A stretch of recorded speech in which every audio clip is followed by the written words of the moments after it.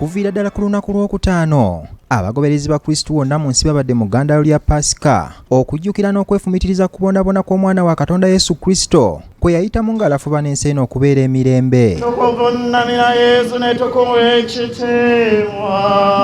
Newankubadde bangi babadde mu kujaguza, abantu abamu tebyabagendedde bulungi era okusinziira ku alipoota ya poliisi ekwata ku bikujjuko bino, abantu 40 be baafudde mu ggandaalo lino okwetoloola eggwanga. Mu bano 40 baafiira obulamu bwabwe, abantu 10 baatemulwa, 7 baatemulwa mu ngeri y'okutwalira amateeka mu ngalo, 5 baateebereza okuba nti beeviirako okutwala obulamu bwabwe mu kwetuga, abantu 4 bateebereza okuba nti baatemulwa, abantu 3 baatemulwa mu ngeri y'okubakuba amasasi, ate abalala 3 bateebereza okuba nti nabo basobola okwewanika ku muguwa. Omuntu omu yafa mu ngeri ey'obulagajjavu, Rash and Neglect Act. Omwogezi wa poliisi mu ggwanga Fred Enanga ategeezezza nti oluvannyuma lw'ebikolwa eby'ettemu n'obubbi okubeera waggulu mu biseera bya paasika ebikwekweto byakoleddwa era gye byaggweredde ng'abantu 354 bakwatiddwa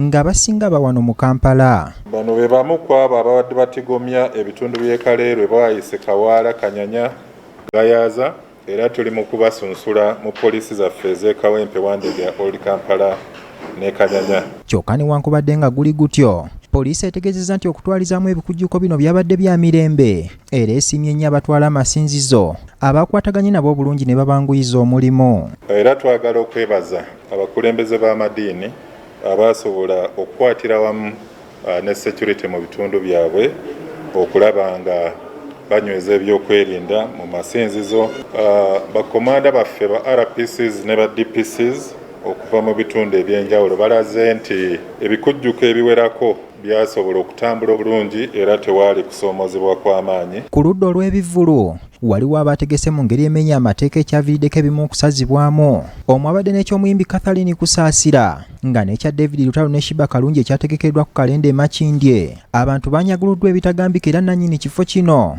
abategesi n'abatwala poliisi mu kitundu ekyo bayitiddwa ku poliisi babitebye. Kati security yali temala n'olw'ensonga eyo abantu ne bafuna obuzibu. So osso w'ekitundu agenda kukangavvulwa tuyise ne bannannyini kalenda guest house bajje batunnyonnyole. Catherine Kusaasira we yabadde ategese Ekivvulu awo tebaatutegeezezza ati nga bakimanyi bulungi nti omuntu yenna alina okuba nti ategeka ebivvulu alina okutegeeza ku poliisi. Ebyo nga biri bityo poliisi era etegeezezza nti ensonga z'okuyita taata w'omugenzi Jacob Olanyamuzeyi Nathan Okolo ku poliisi, minisita wa tekinologiya Chris Balyomunsi akulira ekibiina kya NUP Robert Kyagulanyi Ssentamu, amyuka ssentebe wa NRM Buganda Godfrey Kiwanda Ssuubi n'omubaka Gilbert Olanyi okweyanjula ku poliisi bakunyizibwe ku bigambibwa nti baliko bye baayogera ku nfa y'omugenzi Jacob Olanya. Ensonga baazikwasizza poliisi y'Abambegera esuubirwa kadde konna okutangaaza eggwanga ku ddibano lwe baneeyanjula gy'eri.